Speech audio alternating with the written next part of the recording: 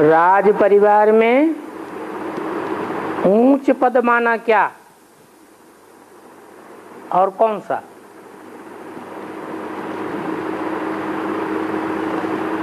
जो राजाओं का परिवार होता है उस परिवार में ऊंचे से ऊंचा लक़ब कौन सा है? हैं? राजा।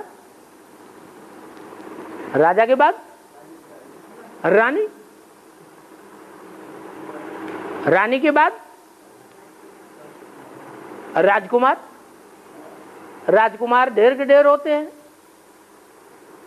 उनमें भी बड़े और छोटे होते हैं। वो सब मर्तबे हैं। राजकुमारियां भी होती हैं, वो भी मर्तबा है। फिर बड़े बड़े ओहदेदार भी होते हैं।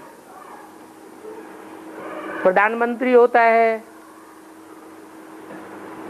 सेना नायक होता है, उनके सहयोगी होते हैं छोटे बड़े असिस्टेंट। वो सब राज परिवार से जुड़े रहते हैं ना। फिर छोटे छोटे पद होते हैं।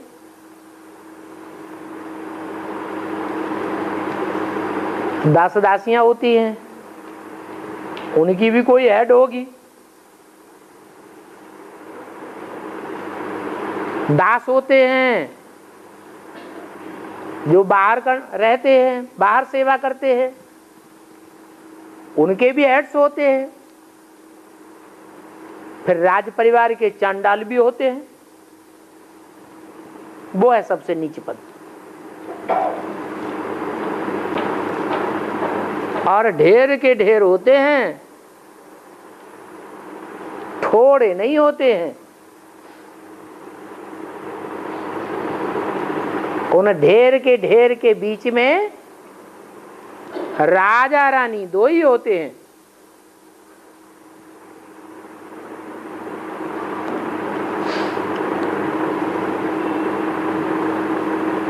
त्रेता के अंत तक राज परिवार में कितने हो जाते हैं? हैं? जो राज परिवारों में उच्च पद पाते हैं उनकी संख्या 16,108 हो जाती है।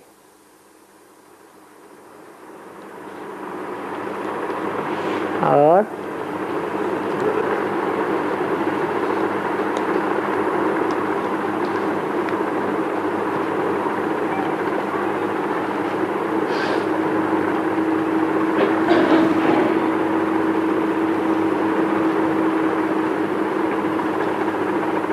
बाबा मुझे एकांत में नदी किनारे जंगल झाड़ी हरे हरे वृक्ष बहुत अच्छे लगते हैं।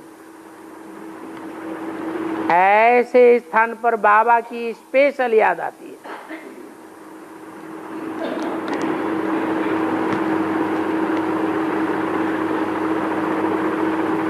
उनको सन्यासी कहेंगे या गृहस्थी कहेंगे? वो तो सन्यासी हो गए। एकांत में जाकर के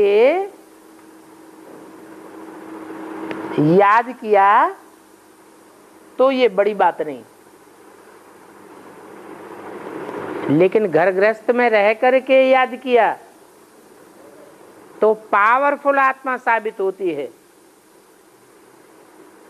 और बाबा ने तो बताया है एक के अंत में रहो, बुद्धि एक के अंत में लगी रहे,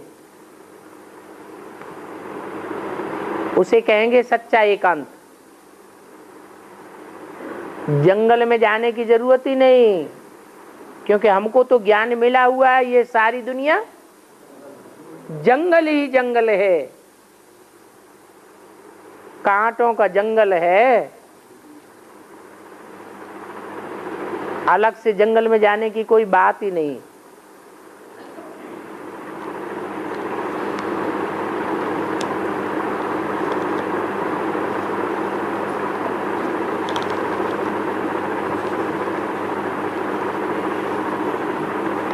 स्थूल एकांत में याद देर तक टिके, वो बड़ी बात नहीं। शांति में, शांति के वातावरण में शांत रहना कोई बड़ी बात नहीं, लेकिन अशांति के स्थान में रह करके शांत रहना, ये ही बड़ी बात है। ये सारी दुनिया में अशांति ही अशांति फैली हुई है। उस अशांत दुनिया को पावरफुल आत्माएं शांत कर सकेंगी या भागने वाली आत्माएं शांत कर सकेंगी? तो ऐसा पावरफुल बनने के लिए अभी से प्रैक्टिस करनी है। आगे चल करके चारों ओर दुनिया में अशांति अशांति होगी। बम फटेंगे तो जंगलों में भी क्या हो जाएगा? आग लग जाएगी। तो कहां जाएंगे? है? तो एकांत की बात हद में छोड़ देनी, बेहद का एकांतवासी बनना है। तो लंबा चौड़ा लिख दिया।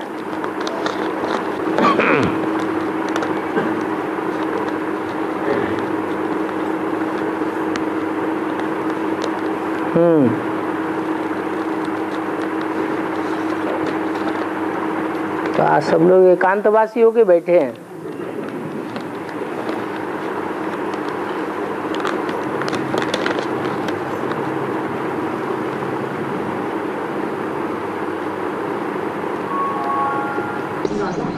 मुरली में बोला है कि सतयुग में इच्छा मृत्यु होती है, तो संगम में किस तरह बेहद में इसका संगम में उसकी शूटिंग कैसी होती है? सतयुग में इच्छा मृत्यु होती है या इच्छा मात्रम अविद्या होती है? हैं? सतयुग में इच्छाएं होती हैं, वहां कोई भी प्रकार की इच्छाएं नहीं होती। आज की दुनिया में मनुष्य बहुत दुखी होते हैं तो इच्छा करते हैं क्या? हमारी मौत आ जाए। वहां सतयुग में मौत की कोई इच्छा नहीं करता। हाँ, जब मृत्यु होनी होती है तो उनको साक्षात्कार हो जाता है। इच्छा नहीं करते, लेकिन उनको साक्षात्कार होता है, और साक्षात्कार करके वो बड़े आराम से समंदर के किनारे चले जाते हैं। शरीर छोड़ा और समुद्र आगे बहा ले गया, खलास। कोई क्रियाकर्म आदि करने की दरकार नहीं। इच्छा मृत्यु यहाँ संगम में होगी। हम जब चाहेंगे तब शरीर छोड़ेंगे। हमारी इच्छा के बगैर मृत्यु भी सामना नहीं करेगी, मृत्यु पर भी विजय होगी। और चांडाल की आवश्यकता नहीं है ना? कहाँ? सतयुग में। तो इसीलिए तो कहा ऊंचते ऊंच पद नीचे नीचे के जन्मों में होता है, नीचते नीच पद नीचे के जन्म में होता है या ऊपर के जन्मों में होता है? कहाँ होता है? नीच पद नीच जन्म में होता है। जैसे जैसे नीचे जावेंगे वैसे वैसे नीच पद पाने वालों की संख्या भी बढ़ती चली जाएगी। और है नदी के किनारे हो, नदी में गंध बढ़ेगा ना। नदी में तो गंध बढ़ेगा, वहां नदियों में कोई प्रकार का गंध नहीं जाता। सागर तो सागर है, उसमें गंध का कुछ असर नहीं पड़ता। नदियां तो गंदी हो जाती हैं, पॉल्यूशन बढ़ता है, बढ़ रहा है। और अभी तो कहाँ आप गए? कि राज परिवार में चारणा होते हैं। राज परिवार में जो राज परिवार होते हैं, जितने बड़े बड़े राज परिवार होंगे उतने नीच पद वाले भी होंगे। छोटे राज परिवार होते हैं उनमें नीच पद वालों की जरूरत नहीं। जितना जितना राज्य का विस्तार बढ़ता जाता है उतना उतना नीचे काम करने वालों की संख्या भी बढ़ती जाती है। और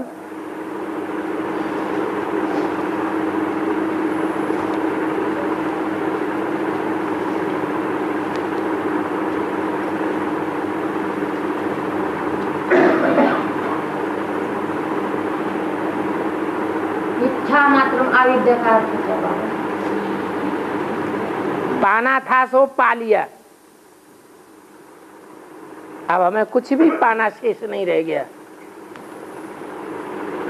क्या?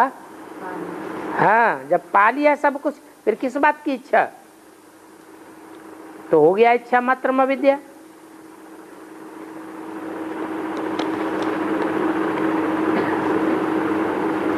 इस दुनिया में इच्छाएं बढ़ती जाती हैं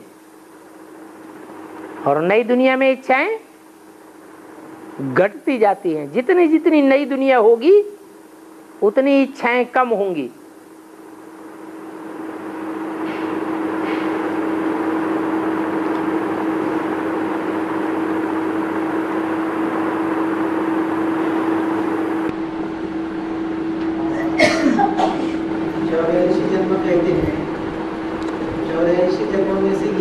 पता नहीं पड़ रहा है। 84 जन्मों में से शास्त्र में हमारा रोल क्या है अभी ये क्यों नहीं पता लग रहा है? क्योंकि देहभान ज्यादा है।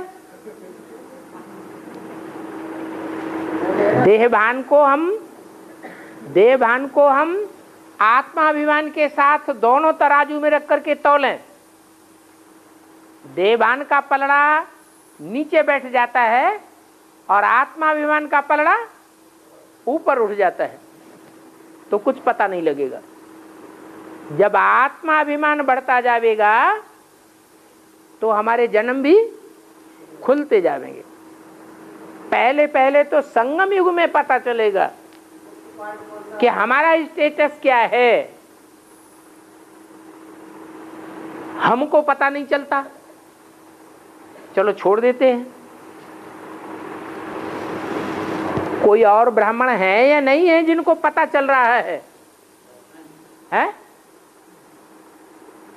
ऐसे कोई ब्राह्मण है या नहीं है जिनको पता चल रहा है कि हमारा ये स्टेटस है?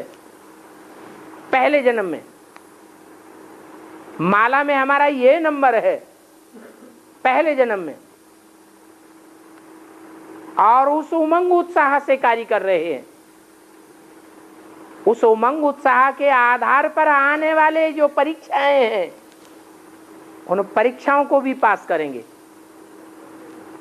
वो पास करने वाले नंबरवार होंगे या बिना नंबर के होंगे? उनको अपनी कुर्सी का पता लग जाएगा कि हमारी ये कुर्सी है। वो कुर्सी उनसे उनका पुरुषार्थ करावेगी। वैसे भी दुनिया में कहते हैं जिसको कुर्सी मिलती है वो कुर्सी उसको सब कुछ पहचान करा देती है। हमको पता नहीं चल रहा है, ये बात दूसरी।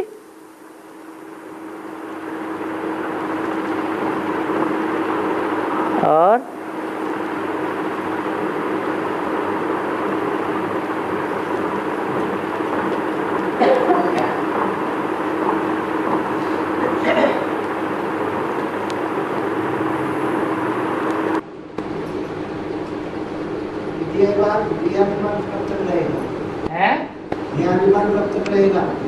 जब तक हम प्रैक्टिस नहीं करेंगे, दुनिया जब तक है तब तक देहभान रहता है। दुनिया जब तक है तब तक देहभान रहता ही है? नहीं, दुनिया रहेगी लेकिन देहभान नहीं रहेगा। आत्मा ऐसे अनुभव करेगी जैसे शरीर ये अलग पड़ा है और मैं आत्मा अलग हूं। ऐसी प्रैक्टिस पक्की हो जाएगी, ऐसी प्रैक्टिस पक्की हो जाएगी कि आत्मा अनुभव करे कि जब चाहे अपना शरीर छोड़ करके दूसरे के शरीर में प्रवेश करके उसकी बुद्धि को घुमा दे अच्छी तरह और अपने शरीर में वापस आ जाए। जिसकी बुद्धि घुमा दे वो एटम बम फोड़ने के लिए मजबूर हो जाए। जैसे कोई में आज भी भूत प्रेत प्रवेश करते हैं तो उनकी बुद्धि को घुमा देते हैं और वो काम करने के लिए मजबूर हो जाते हैं। ऐसा फरिश्ताई शरीर हमारा बन जाएगा।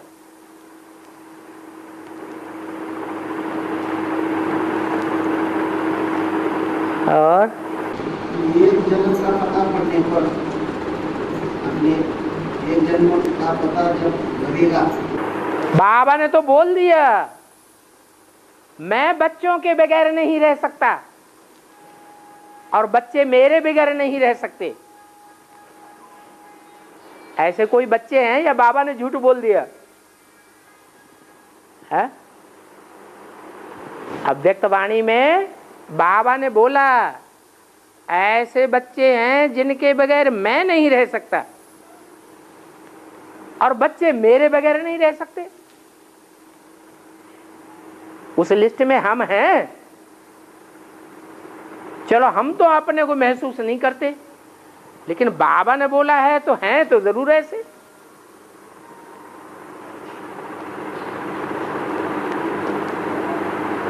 बाप ने तुम बच्चों को नई दुनिया की सौगात दी है। चलो हम अनुभव नहीं करते हैं वो नई दुनिया की सौगात का। उस दुनिया में तुम बच्चे आना जाना भी करते हो, हम अनुभव नहीं करते। लेकिन कोई बच्चे हैं जो ये अनुभव करते हैं। इसकी यादगार है आज भी दुनिया में ऐसा वो यादगार देखने में आने लगा है। नया मकान बनाते हैं तो चारों तरफ से क्या करते हैं, उसको छुपा देते हैं, पर्दा लगाए देते हैं। तो वो नई दुनिया का फाउंडेशन सबको नहीं दिखाई पड़ रहा है। जो जो आत्माभिमानी बनने की उस स्टेज पर पहुंचते जाएंगे, संगम युग में हमारा ये मर्तबा पक्का हो गया कि हम ही सूर्यवंश की लिस्ट में आने वाले हैं। हम दूसरे लिस्ट में जाने वाले, दूसरे धर्म में कन्वर्ट होने वाले नहीं हैं। तो पहले जन्म का पता चल गया ना।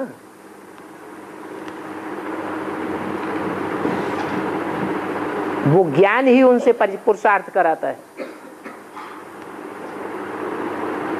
दुनियादारी, घर संबंधी, मित्र संबंधी सब भुला देता है।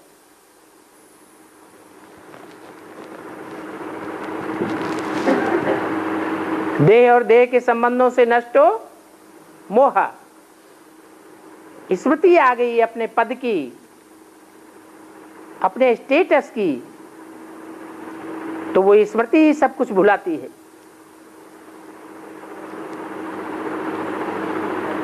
उसे कहते हैं स्मृति लब्धा।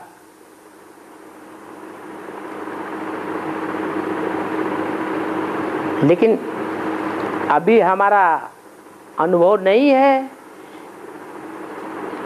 तो जो अनुभव आज नहीं है वो अनुभव कल नहीं हो सकता।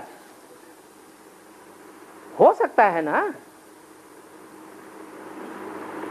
उसके लिए तरीका आज ही बता दिया, क्या करो, है फॉलो फादर।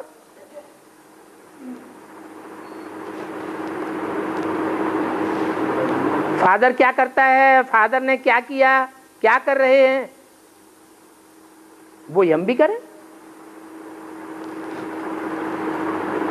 और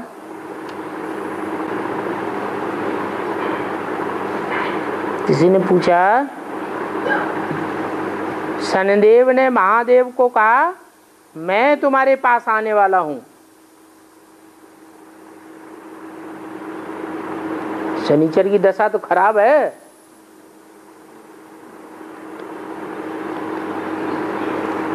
कोई शनिचर के पास आने देना अच्छा समझेगा क्या? नहीं। राहु की दशा में आना कोई पसंद करेगा क्या? ये तो गिरती कला में ले जाते हैं। तो शनिदेव ने महादेव को कहा मैं तुम्हारे पास आने वाला हूं, तो महादेव ने कहा मेरे पास नहीं आना। तो भी शनिदेव महादेव के पास गए,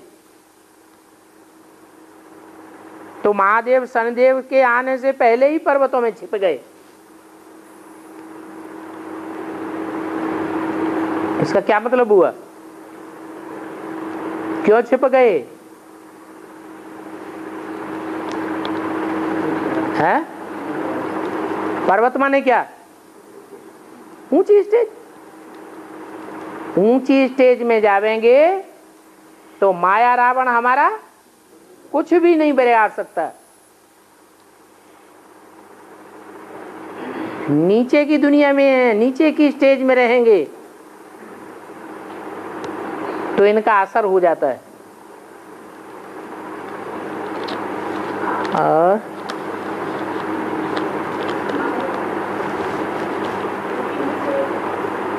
है पीछे हो रही पीछे हो क्या? अभी पड़ा हुआ है पीछे भी है।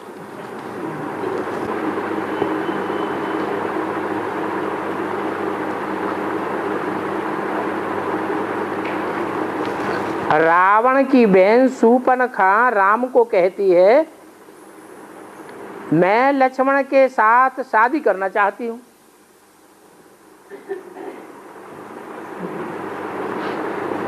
राम और लक्ष्मण आमने सामने बैठे थे थोड़ा दूर पे।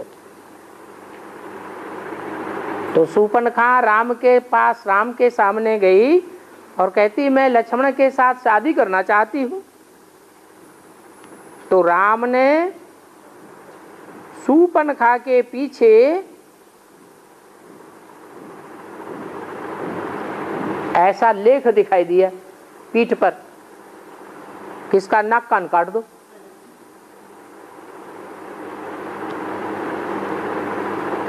तो ऐसा राम ने क्यों किया?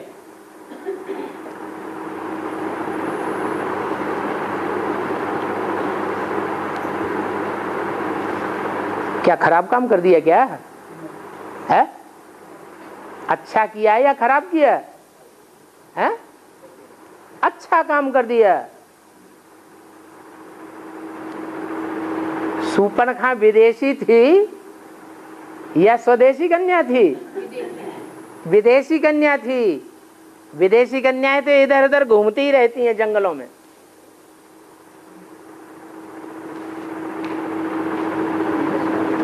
इधर उधर घूम करके जिसका चाहते हैं उसका सत्तर डोलाई देती है।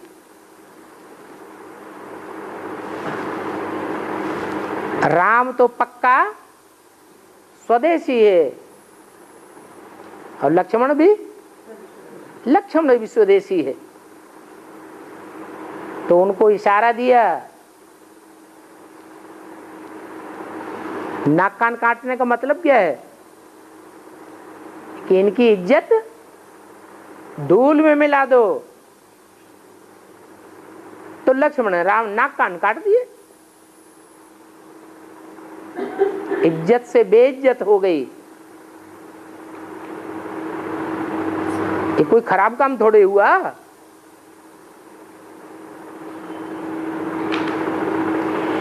आगे चल के बहुत बेइज्जत होने वाली है, क्योंकि इन वैश्याओं ने ही भारत का नाम बदनाम किया है।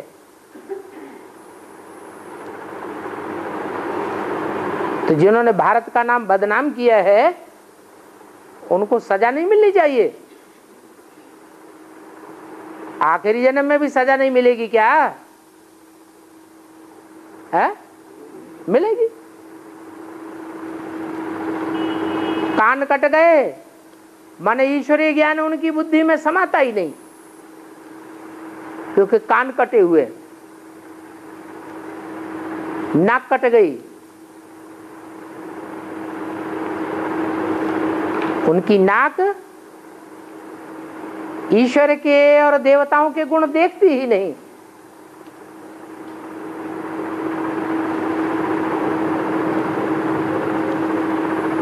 तो ऐसों का संसार में रहना ही बेकार है।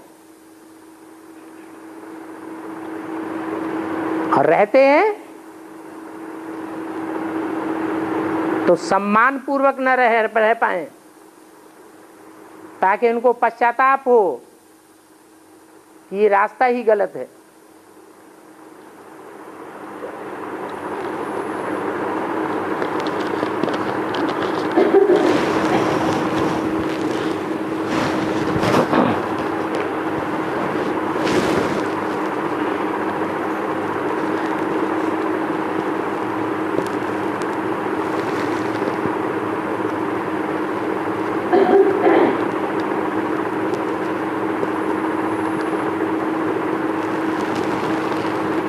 पांडवों का किला बनाने के लिए दूरंदेशी होना चाहिए। दूरंदेशी का अर्थ क्या है?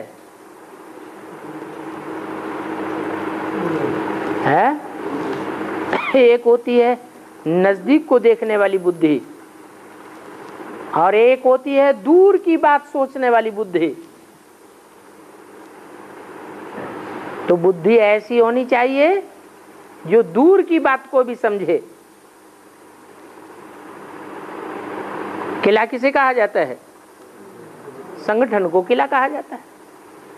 संगठन बनाने के लिए जो परिवार के भांति हैं, उन परिवार के भांतियों की छोटी छोटी गलतियों को पकड़ करके तिल का ताड़ नहीं बनाना है। बहुत क्षुद्र बुद्धि की बात, दूरंदेशी बुद्धि नहीं कहेंगे। जब बता दिया ये हमारे परिवार के हैं, तो आज नहीं तो कल सुधर ही जावेंगे। जैसे बाबा ने बोला है, वरदान दिया है हम बच्चों को, तुम्हारे परिवार के सब भांति ज्ञान में चलेंगे, सारा ही ईश्वरीय परिवार बन जाएगा। तो जब मालूम है कि ये हमारे परिवार के भांति हैं, तो उनके साथ व्यवहार सलूक अच्छा करना चाहिए, या उन्हें घृणा की दृष्टि से देखना चाहिए? अच्छा व्यवहार करना चाहिए। वो तो अज्ञानी है। जैसे छोटा बच्चा कुछ नहीं जानता है, कुछ नहीं समझता है, तो उसके साथ कैसा व्यवहार किया जाता है? जैसा छोटे बच्चों के साथ व्यवहार किया जाता है, ऐसा परिवारजनों के साथ व्यवहार करना है। तो ये इसको कहेंगे दूरंदेशी बुद्धि।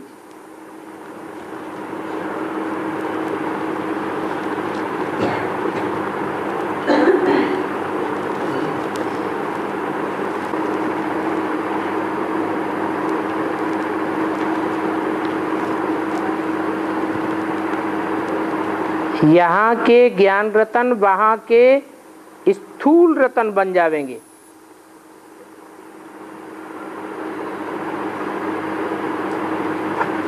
और ज्ञान रतन तो सरेंडर वर्ग भी धारण करता है,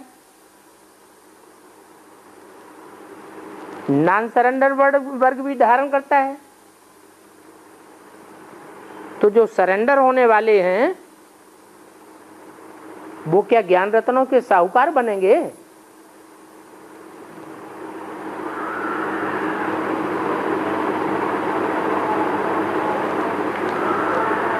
सरेंडर होने वालों के लिए क्या बोला है? क्या बनेंगे? राज परिवार के भांति बनेंगे।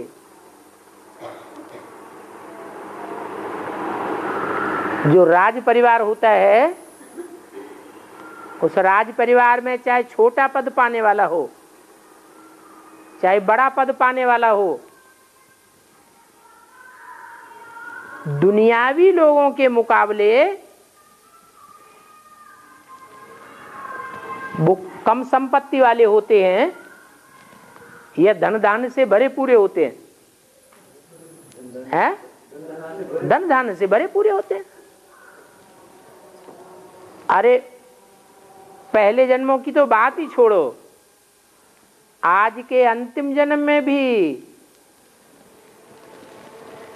जो राजकाज संभालने वाले भांति हैं उनका कितना मान है। आज लोग धंधाधोरी करना पसंद ज्यादा करते हैं या कोई नौकरी मिल जाती है तो ज्यादा खुश होते हैं। क्यों? क्योंकि उन्हें बहुत पेमेंट मिलता है। प्राइवेट दुकानों में, प्राइवेट कारखानों में काम करने वालों को इतना पैसा नहीं मिलता है।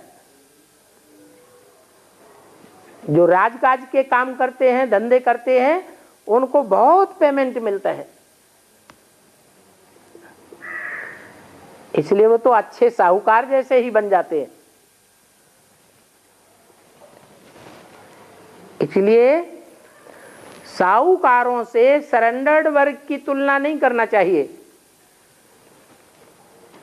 सरेंडर होने वालों में अगर दास दासी भी बनते हैं राज परिवार के तो भी कम पैसा पाने वाले हैं या ज्यादा पैसा पाने वाले होंगे?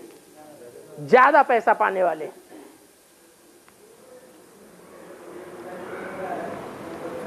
एक छोटे थाने में, छोटे पुलिस स्टेशन में दरोगा को जो पेमेंट मिलता है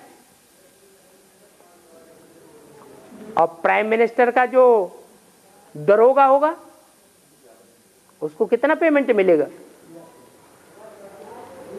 छोटे से ऑफिस में ड्राइवर होता है उसको जो पेमेंट मिलता है उसके मुकाबले राष्ट्रपति का जो ड्राइवर होगा उसको कितना पेमेंट मिलता होगा? बहुत ज्यादा पेमेंट मिलता है। तो सरेंडर्ड वर्ग की तुलना दुनिया के जो साहूकार हैं उनसे नहीं की जा सकती।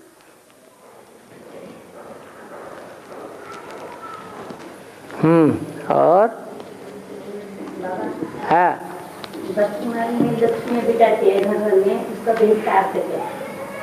लक्ष्मी पूजन होता है बाबा इस महीने में। हाँ, महीने में गणपति के है, गणपति के बाद। हाँ, लक्ष्मी पूजन होता है। लक्ष्मी बिठाते हैं। हाँ, क्यों? अभी कल को उसमें भी पूजा उसका भेद काटते हैं। जब शादी होती है बच्चे की, घर घर में बच्चों की शादी होती है तो क्या कहते हैं? घर में लक्ष्मी आई। तो कोई ऐसी भी लक्ष्मी होगी ना, कोई ऐसा भी बेहद का परिवार होगा, इस वो है बेहद के परिवार में लक्ष्मी आई होगी पहले पहले, जिसकी यादगार में आज भी भारत में घर घर में लक्ष्मी का पूजन करते हैं, आवाहन करते हैं। कहाँ की यादगार है? संगम युग की यादगार है। संगम युग में जैसा हुआ है वैसा भक्ति मार्ग में जन्म जन्मांतर आचरण करते आए हैं। और कंट्रोल आदि बंद करेंगे बाबा है, कंट्रोल आदि बंद करेंगे फिर भाव बढ़ाएंगे। कंट्रोल अभी मना राशन है, राशन हाँ बंद कराएंगे, हाँ, फिर भाव बढ़ाएंगे। फिर भाव बढ़ाएंगे। अरे राशन बंद करने की बात क्या है? आजकल तो भ्रष्टाचार इतना बढ़ गया है कि राशन की दुकान वाले जो दुकानदार हैं वो सारा राशन पहले ही ब्लैक में बेच देते हैं। तो राशन तो पहले ही बंद हो चुका।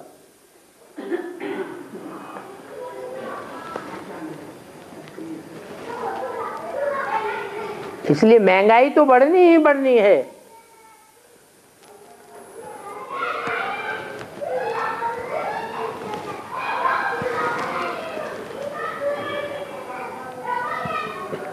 जितना बीमारी बढ़ेगी, जितना हम बीमार पड़ेंगे, उतना हमारे धर्मराज की सजा कम होगी।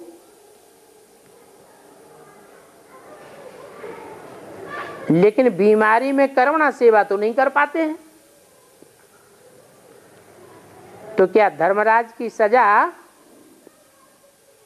कर्मणा सेवा न कर पाने के कारण ज्यादा भोगनी पड़ेगी? है? बीमार पड़ते हैं तो कर्मणा सेवा करने का ज्यादा मौका मिलता है या वाचा सेवा करने की ज्यादा मौका मिलता है या मनसा सेवा करने का ज्यादा मौका मिलता है? कर्मणा सेवा से भी ज्यादा ताकतवर है वाचा सेवा, और वाचा सेवा से भी ज्यादा ताकतवर है मनसा सेवा। तो जो बीमार पड़ते हैं कम से कम गोलियां खा करके, इंजेक्शन लगा करके मनसा सेवा तो कर सकते हैं। वो मनसा सेवा की कोटि ताकत वाचा सेवा से और कर्मणा की सेवा से कई गुनी ज्यादा है। वैसे तो मौका ही नहीं मिलता है मनसा सेवा करने का, फ्री रह ही नहीं पाते हैं।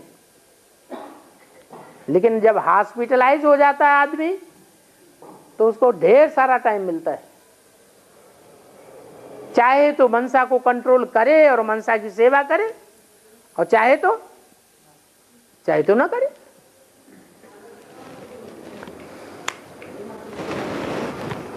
बाबा, पाकिस्तान का प्राइम मिनिस्टर जो है उसने कहा हमारे पास सिर्फ 2 महीने का ही धन है जो हम लोगों को पेमेंट कर सके। है 2 महीने का ही पैसा है हमारे पास।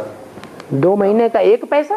2 महीने का ही हमारे पास बजट है जो लोगों को हम दे सके। है तो बेहद में क्या है उसका हद में जो पाकिस्तान का प्राइम मिनिस्टर है वो कहता हमारे पास 2 महीने का ही धन है जो हम पगार दे सके। ब्राह्मणों की दुनिया में एक है हिंदुस्तान और एक है पाकिस्तान। पाकिस्तान में किसका राज्य होगा? कौन सी कौम का राज्य होगा? है? अरे कौन से धर्म वालों का राज्य होगा? है? मुसलमानों का, इस्लामियों का राज्य होगा। तो ब्राह्मणों की दुनिया में 2 ग्रुप हैं। उन 2 ग्रुप में ऐसा ग्रुप कौन सा है जहां पहले भी मुसलमानों का राज्य था, आज भी मुसलमानों का ही राज्य चल रहा है? भीख मांगते रहते हैं मुसलमान। भीख मांगना, हत्या करना, डकैती डालना,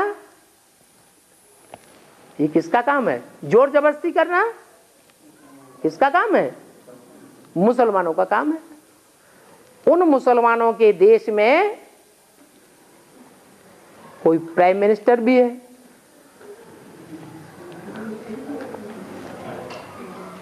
वो प्राइम मिनिस्टर का कहना है हमारे पास इतना ही बचा है, वो है स्थूल धन, स्थूल पाकिस्तान के पास। और यहां है, यहां कौन सा धन है? बेहद का धन। वो धन खलास होता जाता है। दृष्टि का लेन देन करेंगे तो संकल्प बिगड़ते हुए बनेंगे, बिगड़ैल संकल्प बनेंगे, वाइब्रेशन बनेगा, या वाइब्रेशन संकल्पों का सुधरेगा? बिगड़ेगा। जब संकल्पों का वाइब्रेशन लगातार बिगड़ता रहेगा तो ज्ञान रत्नों की कमी हो जाएगी बुद्धि में, या बढ़ेंगे? कमी हो जाएगी। तो ठीक तो कह रहा है, हैं?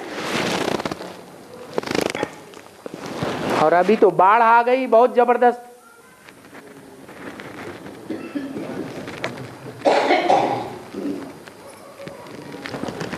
बेहद की नदियों में भी जब ज्यादा बाढ़ आती है तो देह अभिमान की मिट्टी मिल जाती है कि नहीं पानी में?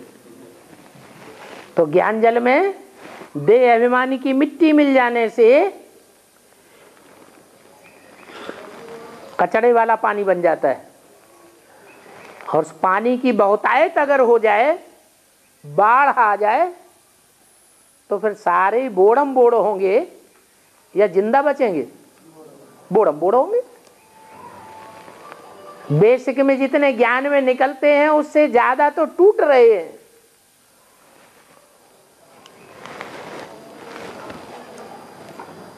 तो बोड़म बोड़ हो गए ना।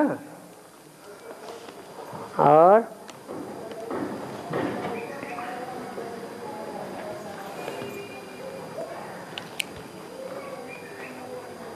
शिव बाप मुकर्रर रथ में निरंतर रहते हैं क्या?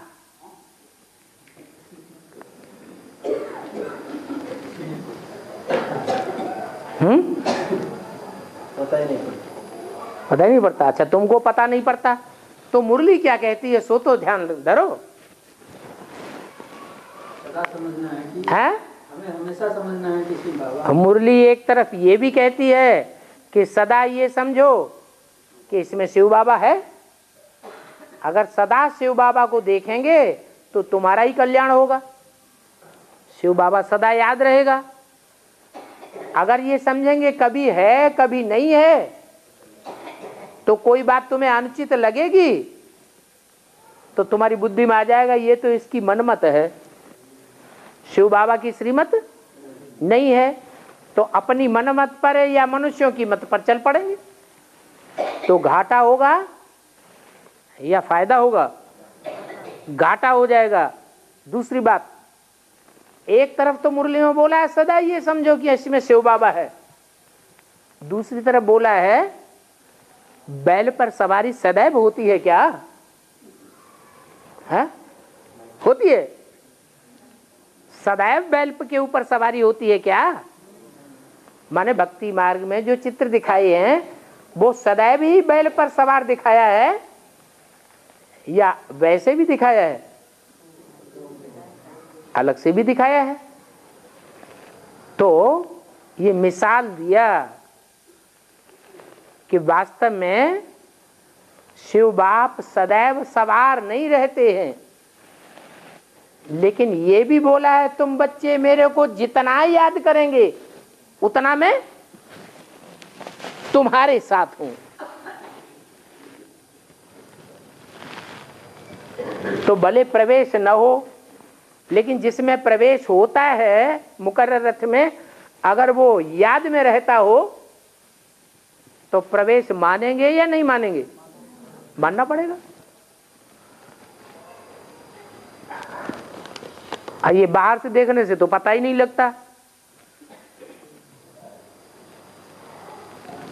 कि कब याद है कब नहीं है।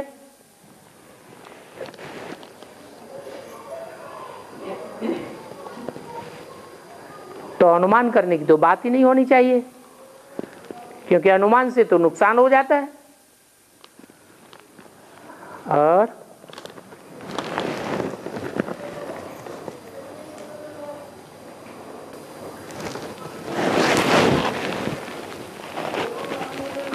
बाबा विदेशी धर्मों में जो के लोग हैं उन्होंने कोई शरीर छोड़ता है तो देह को मिट्टी में दबाया दिया जाता है, क्योंकि वो देहात्मा को जला नहीं पाता पूरा, इसलिए मिट्टी में दबा दिया जाता है। तो देशियों में ऐसा शैव पंथ है, हिंदुओं में शैव पंथ है। हाँ, उनके उनमें भी ऐसा मिट्टी में दबाया जाता है, उसका कारण क्या है? शैव पंथियों में जो शिव उपासक है, जो शिव उपासक है उनको भी मिट्टी में दबा देते हैं। उसका मतलब क्या है? मतलब यह है कि शिव बाप विदेशी बन करके आता है या स्वदेशी बन करके आता है? तो बाप विदेशी बन करके आता है तो जो बच्चे होंगे पक्के पक्के शिव के बच्चे शैव संप्रदाय, वो बाप को फॉलो नहीं करेंगे? करेंगे कि नहीं? फॉलो करेंगे। तो एक तो बात यह है कि वो शैव संप्रदाय है। दूसरी बात यह है जब बाप को फॉलो करेंगे और बाप साकार तन में आता है तो साकार तन में आते हुए भी, मिट्टी के चोले में आते हुए भी उस मिट्टी से परे की स्टेज में रहता है या मिट्टी में मिल जाता है? और धर्म पिताएं भी आते हैं, वो भी मिट्टी के चोले में आते हैं, लेकिन वो मिट्टी से परे होकर रहते हैं या मिट्टी में उनकी आत्मा मिल जाती है, मिट्टी के संग का रंग लग जाता है। तो जो फॉलो फादर बच्चे हैं वो ऐसी आत्मिक स्टेज में पक्के रहते हैं, बुद्ध रूपी हाथ में उनके लिंग रहता है, ऐसी याद पक्की होती है कि वो देह में रहते हुए भी जैसे कि देह में है ही नहीं। इसलिए देह को मिट्टी में दबा देते हैं। मिट्टी में दबाने के बावजूद भी मिट्टी में उनकी आत्मा समाई हुई नहीं रहती है। और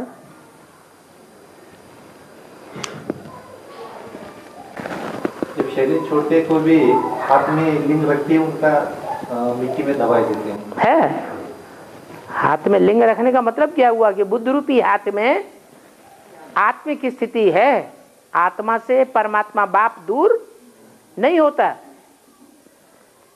और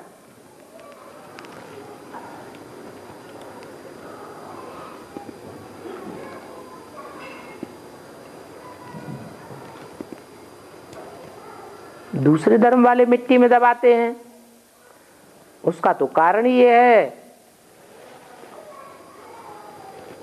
कि जब सृष्टि का अंत होता है तो और धर्म की आत्माएं देवान की मिट्टी में ही दबी रहती है, आत्मिक स्टेज का पक्का पुरुषार्थ कर ही नहीं पाती,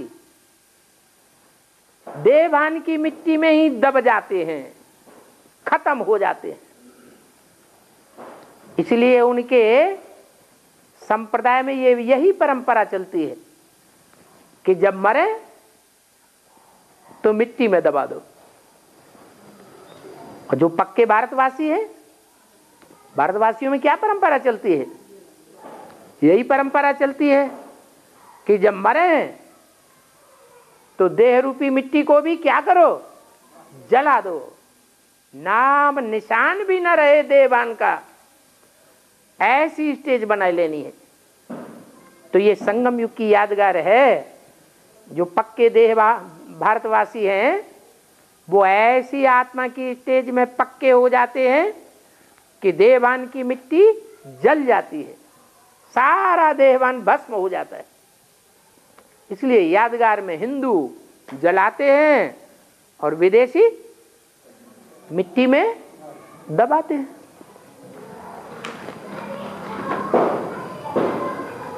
और